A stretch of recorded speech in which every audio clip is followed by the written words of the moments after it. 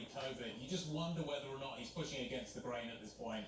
But it's a massive moment. Unions are a totally different beast here, though, in the U.S. But to your point, Barclays had a really great report out today that said, look, the child care requirement plans are going to reduce GDP growth in the third quarter nearly 2 percentage points, and in the fourth quarter, 3.4 percentage points. So that there's a massive link between growth and whether or not you can go to work because of your kid. Absolutely. And it's interesting to see how companies are trying to manage this. I think it was JP Morgan out, just amping up its childcare programs, trying to make sure that it's easy for employees to find a way around this, because corporations understand the implications that they're having. It's probably almost easier for companies to take action at this point maybe than governments. That's such a great point across the board. All right, well, let's talk about reopening other sectors, and one is movie theaters. So you have time travel thriller Tenet is the first major Hollywood movie to be released in theaters during the pandemic. Now, the film has grossed already over $53 million worldwide ahead of its U.S. release on Thursday. Joining us now is Rich Gelfond, IMAX CEO. Rich, good to talk to you. Can you give us a perspective of how you're doing with reopening and demand? So remember, IMAX is a technology provider.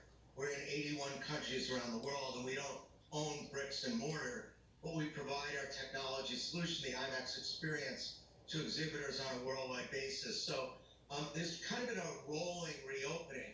So China opened a couple of weeks ago with its first blockbuster called 800, and it did over $115 million, and good numbers during the week. Then last weekend, Tenet reopened around the world except for China, Russia, and the United States, and as you say, it did $53 million. In both instances, IMAX was a very healthy portion of the box office, more healthy than typical. So the takeaway is that where it's safe to open, people want to go to the theater, and they seem to be coming not just one time, but they seem to be changing their behavior a little bit and not all coming on Saturday nights and Friday nights, spreading out a little bit. What's the biggest drag right now, Rich, in your mind as to what is kind of delaying the movie theatre story? Is it the lack of customers, or is it the lack of movies to go and see? I think it's a little bit, I'll get back to specifically what you're saying, but I think it has more to do with people adjusting. So there have been other kind of epidemics, not of this scale, before, and the behavior pattern is usually they come back to some extent, but it takes a little while until it comes back fully. And when you said impediment, I think people are really coming now, but it's going to take a little time to come back at full capacity based on what we've seen historically. But right now, it's almost a question of who will go first. Will the theaters open first, or will the films open first? And there was kind of a stalemate where both were afraid to make the first move. And one thing that Warner Brothers and Tenet did, which was really intelligent, was instead of the traditional pattern where you'd wait for the whole world to be safe and then you'd open the world day and date, they said, wait a minute, there may never be a time that it all works perfectly. So let's do a rolling global opening, and let's open where it's safe and continue to roll through the world in doing that. And right now that seems to be working, and the hope is that that gives comfort to some of the other studios and the other films, and they open in a similar manner. So does that mean, Rich, that you don't expect 100%? Well, I guess when do you expect 100% capacity to return?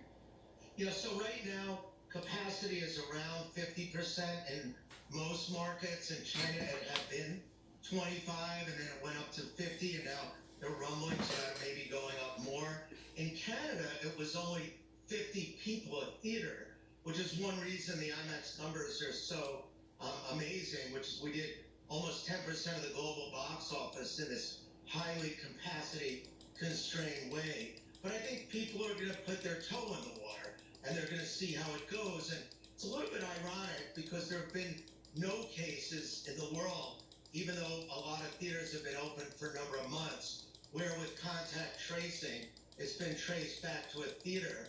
But I think the governments want to just be certain, and there are a lot of safety protocols in place now, wearing masks, special cleaning, as you say, capacity limitations, and I think you'll see those open up. So this weekend, Tenet opens in China, And I think a lot of people are focused on the U.S., but I think China is going to be a very strong market.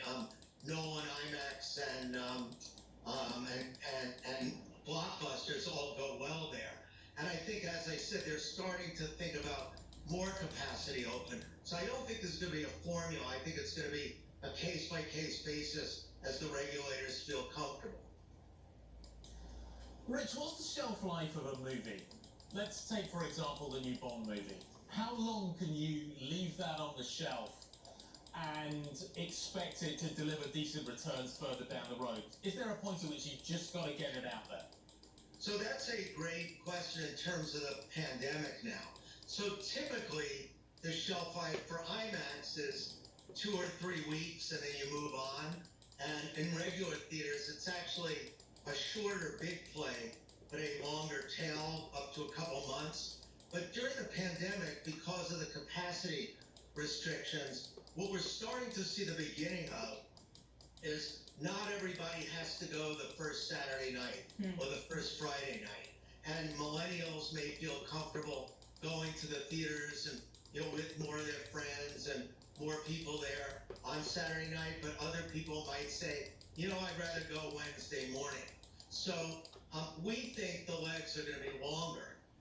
Chris Nolan movies always have long legs, historically. But for all movies, we think because human behavior will be different, people won't be back at work, some people won't be back at school. So you don't have to wait till Friday or Saturday night. So I think you're going to see during this period a longer legs. But I think, again, when it gets back to normal, whatever that is, it'll probably go back to the historic norm. Real quick, as we end up here, Mulan is going to stream on Disney Plus over the weekend. Do you see more of that happening from Disney? On Blockbusters, no. I mean, Disney was very clear in saying Mulan was a one-off. I think they tried to redate it 3 times. They spent marketing money. They had a premiere months ago. And I think they just felt they couldn't afford another false start in terms of gearing up and the money and the audiences. So they did a logical thing for them. They moved it to PVOD and streaming. But they clearly said this is a one-off. And we have a lot of movies in backlog with them, terrific movies, Marvel movies, including Black Widow and Eternals and a lot of other things. So I don't think you'll see this again. Rich, thanks for your time today. We really appreciate it. IMAX CEO Rich Gelfond. Thanks Let's a lot. check in with the Bloomberg First Word News. Here are the details there. Rick Gilson. Thanks, Guy. President Trump heads to Kenosha, Wisconsin today. His trip takes place a day after he suggested that a man arrested for killing 2 protesters in Kenosha last week may have acted in self-defense. At the same time, he criticized the killing of one of his own supporters in Portland, Oregon over the weekend. Meanwhile, Joe Biden accused the president of fomenting violence, and he rebutted the president's convention speech that portrayed him as a socialist who is soft on crime. Mark Zuckerberg and Priscilla Chan are investing $300 million in election infrastructure. That's according to the political website Axios. The money is going to 2 centers that promote safe and reliable voting. The co-founder of Facebook told Axios that it's important for counties and states to have the resources they need to handle what he called unprecedented conditions. And Russia has become the 4th country in the world to confirm more than 1 million cases of COVID-19. A strict nationwide lockdown in the spring helped tame an initial surge of coronavirus in Russia, but new cases have remained stubbornly high. Russia averaged more than 5,000 new cases a day in August. The United States, India and Brazil are the only other nations to top 1 million cases. And for the first time since 2016, consumer prices in the euro area fell. The inflation rate in August came in at -0.2%. Economists had expected a slight increase. In fact, the drop is a signal that a recent rebound in economic activity hasn't managed to offset the pandemic's impact on demand. Global News 24 hours a day, on air and on Bloomberg Quick Take, powered by more than 2,700 journalists and analysts in more than 120 countries. I'm Rishka Gupta. This is Bloomberg. Alex. Zoom videos shares now soaring after reporting 355% year-over-year revenue growth. Pretty solid. The question, is it actually sustainable? We'll break that down with Kelly Steckelberg, Zoom Video Communications CFO, coming up next. This is Bloomberg.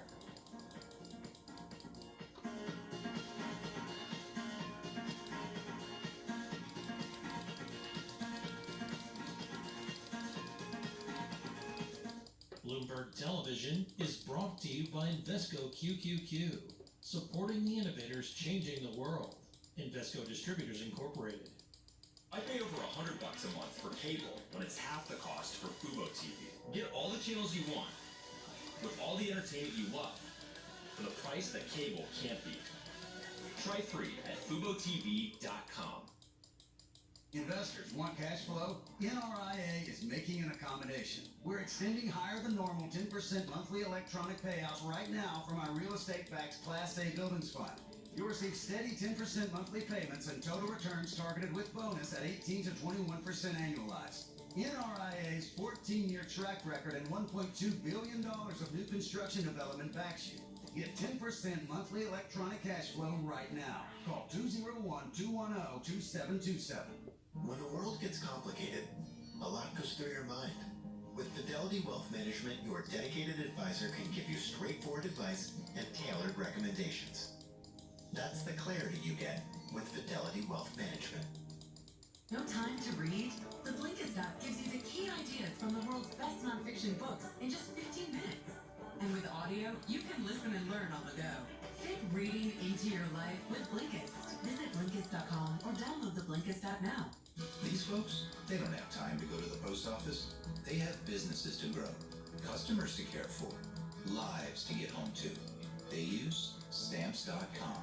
Print discounted postage for any letter, any package, anytime, right from your computer. All the services of the post office plus UPS, only cheaper. Get our special TV offer, a 4-week trial plus postage and a digital scale. Go to Stamps.com/TV and never go to the post office again.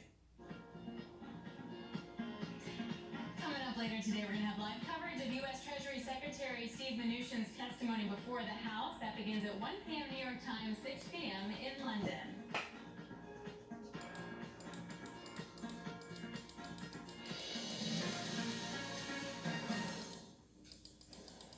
Live from London, I'm Guy Johnson with Alex Steele in New York. This is Bloomberg Markets. Zoom Video is once again soaring. Strong earnings delivered last night. Here's Scarlett Fu with our stock of the hour. And Guy, you know you are in a different stratosphere when your company name is a verb and also shorthand for an essential service, whether or not people are actually using this service. As it turns out, plenty of people were using Zoom's platform last quarter. Bloomberg Intelligence calls the growth hypergrowth. Zoom's revenue surging 355% in the 3 months ended July. That is the third largest sales increase among Russell 1000 companies, trailing only a pair of biotech firms, which of course we know tend to be lottery tickets. Bluebird Bio and Moderna, one of those companies, is working on a COVID vaccine. Now, in the first quarter, Zoom's revenue soared 169%. Looking ahead for this quarter and next, Zoom sees revenue continue multiplying. Its full year forecast has its top line almost quadrupling inside 1 year. All of this translates to a fatter bottom line. Even with increased hiring and therefore spending, Zoom is becoming more profitable. Looking at the operating margins, it expanded that by 27 percentage points to just under 42% in the second quarter. Of course, this higher profile means more scrutiny on its security lapses and also makes it an easy target for hackers. We've all heard about the Zoom bombers who crashed school meetings. The company has, of course, been addressing that. Looking at the share price, I run out of superlatives to describe it. So Zoom's share price has been zooming higher, Alex. Its market cap is now $134 billion, meaning if it were in the S&P 500, it would be around the 50th biggest company, larger than IBM or Citigroup or Boeing. Of course, it's not a member of the S&P 500, but as Barron's points out, its latest quarterly profit would put it in good position for inclusion at some point. You and Dan Curtis would expect more puns, but we'll get to that. Scarlett. You know, I ran out of it after a while. All right, now for more on Zoom earnings is Kelly Steckelberg, Zoom Video Communications CFO, and she's joining us through Zoom. Hey, Kelly, it's good to talk to you. And the question everyone's talking about today is how much more growth is there? Can you sustain the momentum? And to target that, it feels like it has to come from the enterprise market. How do you